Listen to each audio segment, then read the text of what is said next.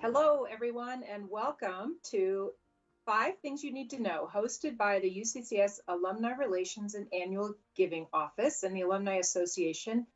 We are very excited to have all of you here this afternoon.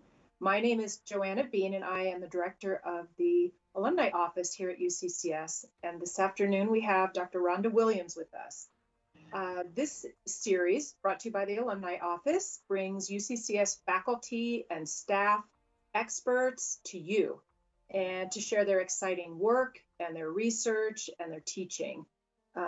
Previous sessions are housed on the alumni site. They include topics on resiliency, equity and diversity, and even UCCS's deep ties to Colorado Springs for a bit of history.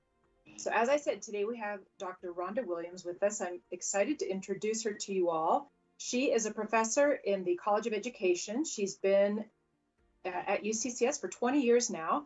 Before that, she spent 25 years as a public educator and school counselor. She brings a great passion for counseling to her work, and I think you're going to really enjoy what she has to share with us today. Her research areas include experiential education, bullying behavior, and adolescent and gender issues. So we will have 5 questions for Dr. Williams, and then she will take questions later in the session. So please do put them in the chat. When we get to that point, she'd be happy to answer questions that you have. So Dr. Williams, are you ready to get going? I am ready, and thank you so much for your invitation to do this. It'll be fun. Great, thank you for being here. So let's get rolling with our first question. And that has to do with concerns that many of us as parents, community members, just at large, have about anxiety in our children, particularly at this time, but certainly, at any time, concern about anxiety in children. Could you please share your thoughts on this topic, especially around stress versus anxiety? Yes, indeed. That's kind of an area that I've been looking into, and just recently wrote a book that's going to be published called, hopefully, Stress-Free Me. And one of the things, we certainly as a society have been challenged this past year with a number of things, not just COVID, but just all of the information and the way our lives changed. And so we really have to look at, it's pretty natural for people to experience stress around that. And maybe some people will even have some anxiety or panic attacks with that. But again, when we're looking at that unpredictable, unprecedented times, we really want to put stress and anxiety into perspective so that it kind of makes more sense when we stop and think about that only about 5% to maybe 15, 18% of the population has diagnosable anxiety. Most of the time, we're really talking about stress. And if you think about the definition of anxiety, it's about persistent and excessive worrying, even when the stressor isn't present. And it certainly can lead to some serious things. So I don't want to minimize the power and the impact of anxiety, like childhood depression or behavior disorders or panic attacks, those kinds of things. But that's not all there is. And I think we tend to use the word stress and anxiety synonymously, and it's not. It's on a continuum where stress is something that we all have and do and handle, whereas anxiety is really a mental health issue. And we don't want kids to think that we're diagnosing them. We don't want kids to be labeled with a mental illness. We don't need kids to think that they can't handle this.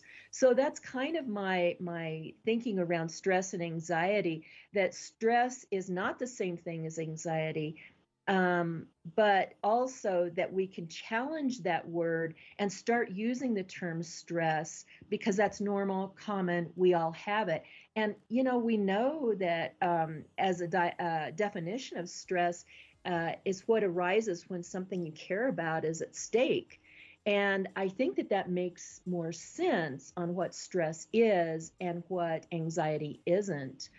Certainly there's chronic stress, but the thing that we want to think about too is that stress doesn't have to overwhelm us.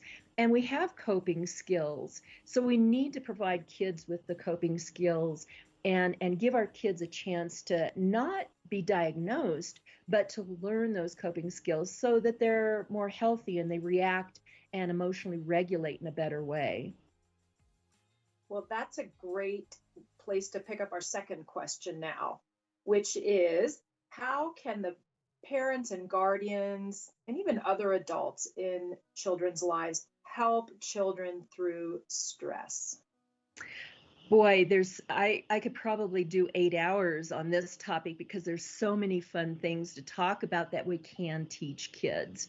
But one is reading, and so thus the stress-free me, and it's a poem, and it's about how different ways that we can handle stress when we see, the monster under the bed, or how we handle stress when we're in the lunchroom and nobody wants to sit with us, those kinds of things. So it's a rhyme in nature.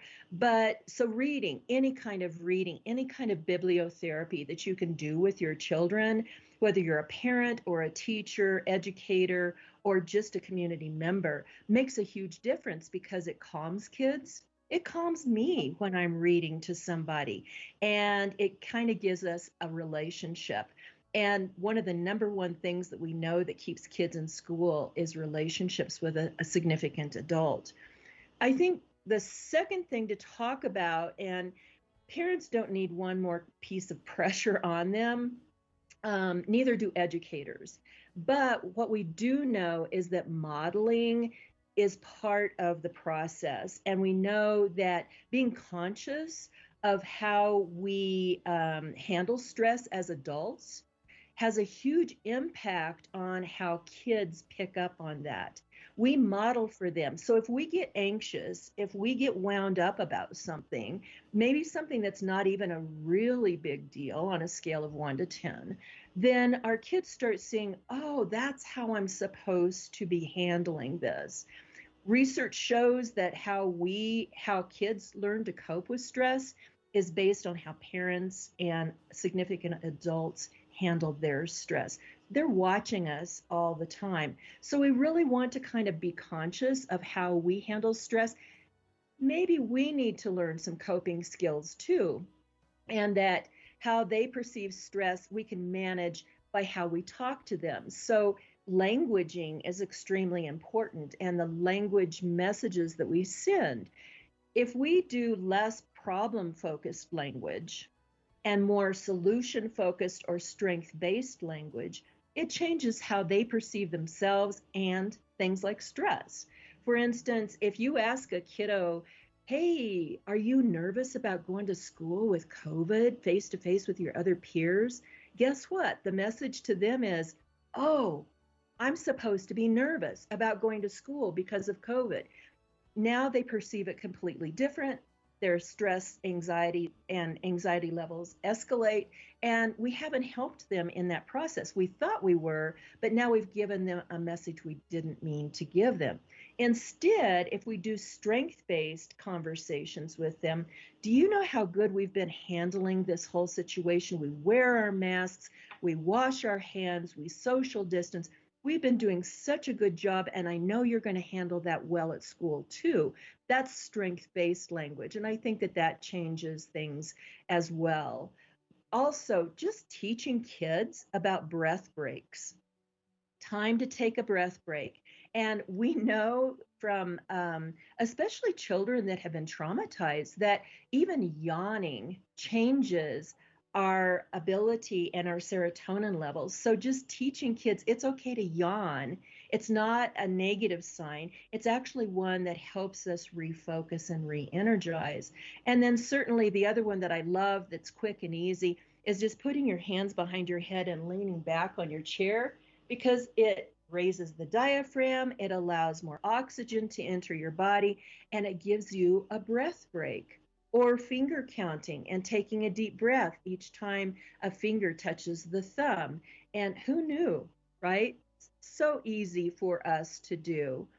I think another area to kind of think about is bottom up, top down thinking. We can teach kids that bottom up thinking is where the amygdala responds and is reactive. And I mean, it's kind of like what we call the lizard brain. We react, we respond. Sometimes we're not real proud of maybe how we react or respond, but that's not helpful. But if we do top down thinking, which is our wizard brain, where we slow things down, we think about what's the consequences, what's going to happen with this, how can I handle this better? And as we not only model that and talk about that, then kids can grab that quickly when they're having a stressful moment. I'm going to use my wizard brain, not my lizard brain. And just keeping them learning about focusing and structuring their focus into something positive as opposed to negative. Now, obviously, I can go on and on with other strategies and ideas, but mindfulness, yoga, there's so many things that we can teach kids, but we have to be the models for that. We have to show them all the things that we're capable of doing to cope with stress. Dr. Williams, your comment about, for example, a breath break is a tool for all of us, any of us, anytime during the day. And night, when we're having a hard time sleeping, it's an opportunity for us to just chill for a minute, take a deep breath, or lean back in your chair. And how nice is that when we're online, sitting in our chairs for days on end? Well, you've given us a lot to think about already with just 2 questions down. And I want to remind everybody that the chat is open. If you'd like to get some questions posted there, Dr. Williams will take them when we finish our 5. I see one there already, so please post some questions if you have them. We're going to go to question number 3. Are you ready? I am. All right. In the last year, you touched on this already, but what impacts have you seen on children because of the shifting educational environment? Wow, such a huge impact in many ways. And I'm not sure all of it's negative. So I'm going to do the strength based too, but some of it is. And we really have to mitigate that now as they start coming back into school. They haven't been practicing those social skills, those pro social skills. They may not know how to handle a conflict on the playground, or they may not remember because they haven't been practicing these. So I think we have to be patient with that process. Again, we're kind of tiptoeing into new territory. Our world has never been in this environment before. But the more we present as positive and resilient, the more they're going to be positive and resilient. I think making sure that when they see their friends, maybe talking through some ideas of how they'll handle their friendships, things that will be different with friendships face to face versus their friendships that they had online. And certainly just how to interact. And again, it's all about practice, right? And understanding all of the things that kids have been missing this whole time. I think it's also making sure that they have a chance to have those adult relationships where that modeling is helpful, where that modeling is supportive of them and their learning process. They have had, or I know for me, I'll speak for myself, that the lack of routine has been a bit problematic. And as an adult, I had to kind of say, okay, here's when I get up in the morning, here's what I do in the morning, and work myself through the day. I'm an adult. If kids don't have that, if kids are still learning that, then we can't expect them to have answers for how to schedule themselves or develop a routine. So we're going to have to go backwards a little bit in order to go forwards. It's not that they lost it. It's just that we need to remind them that they still have those skills. I do think that they've been hyperstimulated by screen time. I've been hyperstimulated by screen time. And I think that we need to restructure maybe screen time. And that it can be an opportunity to change the dynamics of the family as kids start going back to school, maybe playing outside, and finally we're having some good weather to be able to do that. And managing that screen time a little bit, because we know that there's some addictive behaviors with screen time. We want to help them understand and get back to that. Let's go out and play. Let's go for a walk. Let's go walk the dog. Let's pet the dog. So those kinds of things. And then certainly just they've had a lack of focus, a lack frustration, just teaching them those effective coping skills, whether all the ones we've mentioned and then others that are out there that are amazing resources that we can use. So, question number 4. It's a good follow on to this. Are our kids really all right? Absolutely, they're all right, especially when they have good role models. And they're all right because kids are resilient and we have the chance to teach them. Think of all the things that they've learned from this experience. Think of all the things we've learned from this experience. We all learn from challenges. And if we don't learn from challenges, we're probably going to repeat them. But if we're learning from our challenges, that's a good thing. That's what makes us resilient. And that's what helps kids learn that it's okay. I don't have to be perfect every time. None of us had this down pat. And we're still working on it. We're still learning from it. But kids learn so quickly. It's kind of like learning a new language, right? Kids learn languages very quickly. Well, same concept. They're going to learn how to handle this and interact with this, and they're going to take this to the next level as they start raising their own kids. We do have to remind them that they're resilient. We can't just expect them to develop this resiliency. And we have to remind them that they do have the skills. Most importantly, if they get kind of stressed out or challenged with that, we remind them that, well, remember that time you had that tumble on your bicycle and you didn't know how to get home, but you were able to answer, you figured that out and you still made it home. Remind them of times they were successful because now they have the opportunity to apply that learning back to this resiliency model because that's where we are. Again, it's not problem based, it's strength based. And if we empower them in how to problem solve, if we empower them to maybe have a conversation with us about, like, what do you think we should do about, like, I had a flat tire the other day, brilliant, in a snowstorm. If I had a kiddo there to say, okay, so what's the first step? What do I need to do? If they help you practice that problem solving, then they learn those skills. So coming back again to what we offer kids, the opportunity to kind of work with them, they need us to explore and model for them what the thinking process is. It doesn't come automatically. It's something that they have to learn. Dr. Williams, I have a question that's not our 5th question. It's kind of a follow-up to some of these questions. And that is, you've talked a couple times about we as adults modeling this behavior. Could you also talk a little bit about how we can do that in ways that we also take care of ourselves, or that we don't in turn beat ourselves up about not doing it perfectly? Right. Self-care. Yeah, it is self-care, right? And if we're showing them self-care, like for instance, when we identify what our self-care is, maybe we start talking about that. I think I'm making this up as I go, but I'm going to go out and sit in the jacuzzi for a while just to relax. You want to join me?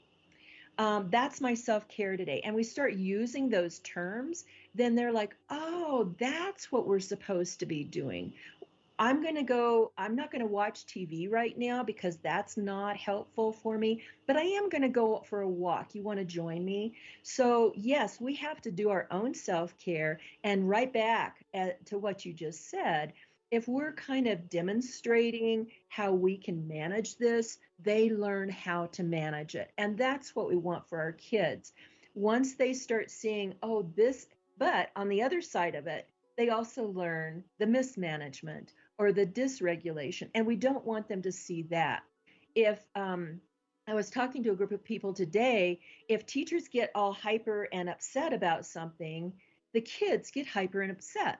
It's contagious. So if we learn to de-escalate and regulate, then they learn, oh, this is the process. And the more we talk that process out loud, the more likely they are to implement those things.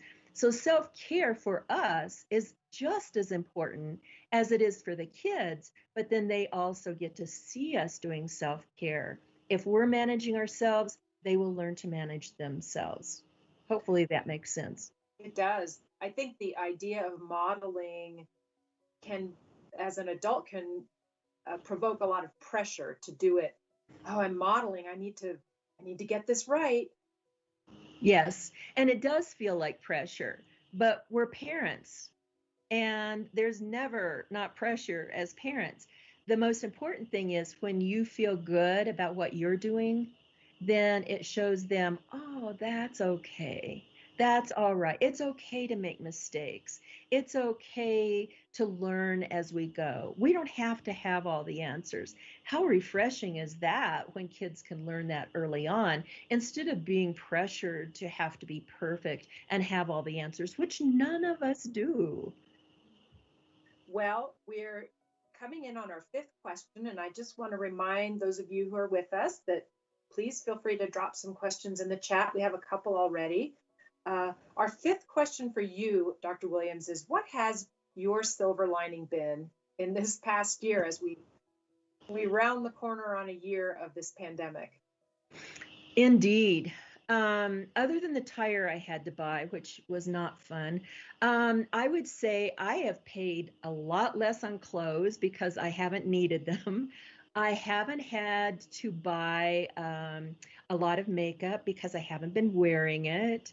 And it's interesting. I mean, I haven't done nails and toes and hair. It's all, I mean, it's been cheaper for me in the long run.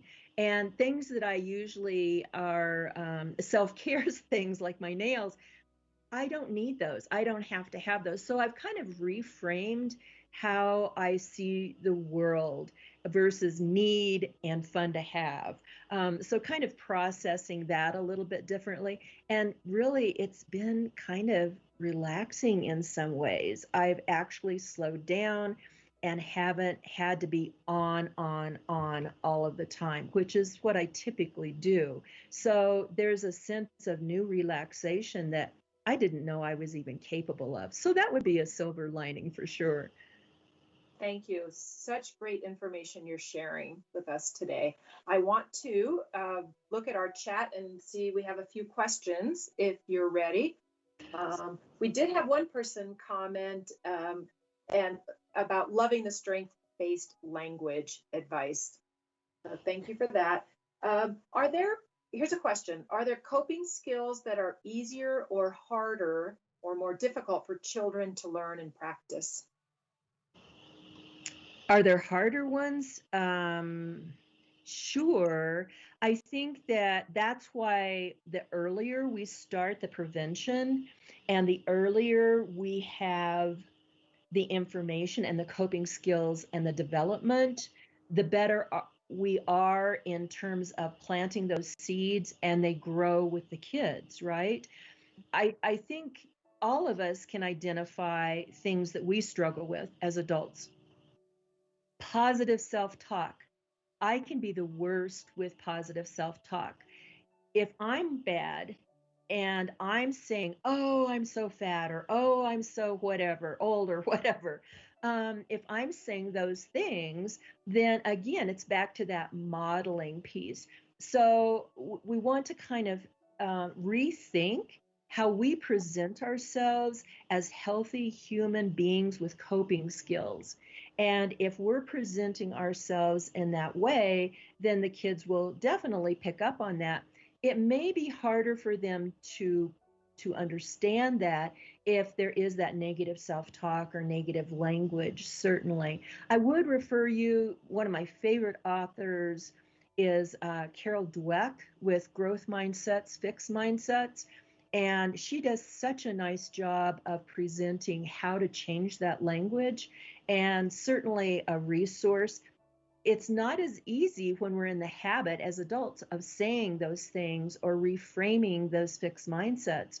So the earlier we start with those kids, then the less difficult that will be. Hopefully that answers that question. Thank you. Here we have another one. When this time is past us, how should we discuss this time of chaos and disruption and change with our children? I think it's back to that word challenge as opposed to chaos and disruption. That look at the challenges we faced, and gosh, look at how we overcame them. And it wasn't all bad. As I just mentioned, several things that I've learned about myself during this time.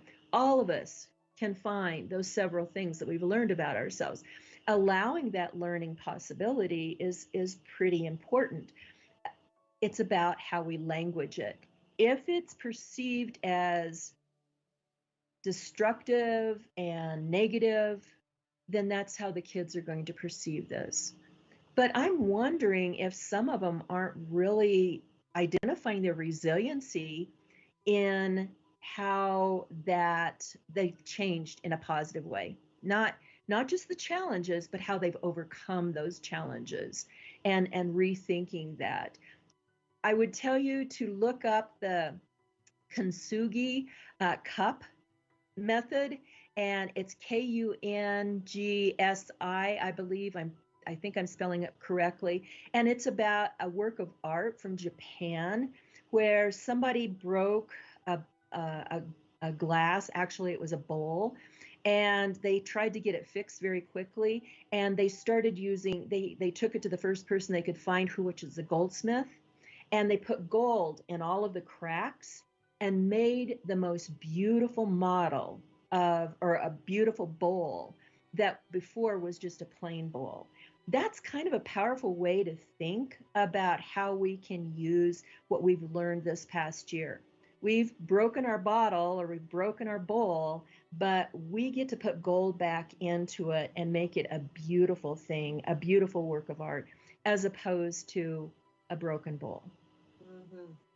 We have one more question and a few compliments for you. So thank you for your time with us today. All right, last question, and then we'll wrap up with any thoughts you might have. Are there any children's books about self-care and being all right that you might recommend that come right to mind? Oh, right off the top of my head. I would say Dr. Seuss, but that's kind of a maybe I shouldn't go there. Um, yes, and off the top of my head, I'm struggling with them right now. But I can certainly, if you want to email me, I'm more than happy to give you some ideas.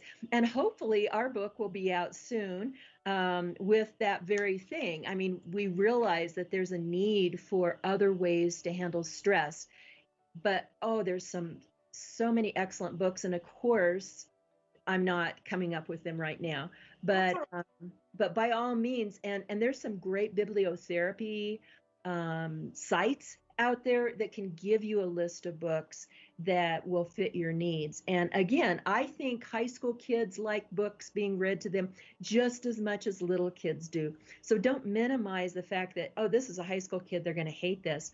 They probably won't. They'll probably like it. Well, we're near the end of our time. And again, thank you for sharing your expertise and your research and your many decades of work with us. Are there thoughts you want to share at the end here before we wrap up? I have to laugh about the decades because that's definitely true. That's why the hair is gray, right? I would say that we've got to trust our kids, and we've got to trust that they are going to be okay because we're going to give them the strength to be okay. And they are resilient. Let them be resilient. And we just get to give them the stepping stones to be resilient. And that's our job as adults, giving them ways to walk up that ladder and say, I've got this, I've got this. And again, going back to the Kintsugi cup, that if you look at how beautiful the artwork is from a broken cup, it's worth it then because we've learned from the experience. And that's what this is all about. It's learning from our experiences and overcoming them. These kids can do that. Thank you, Dr. Williams. And thanks to those of you who are enjoying this 5 things you need to know. Stay tuned to your email for future alumni and friend events. And with that, we'll say goodnight. Thank you so much. I appreciate it.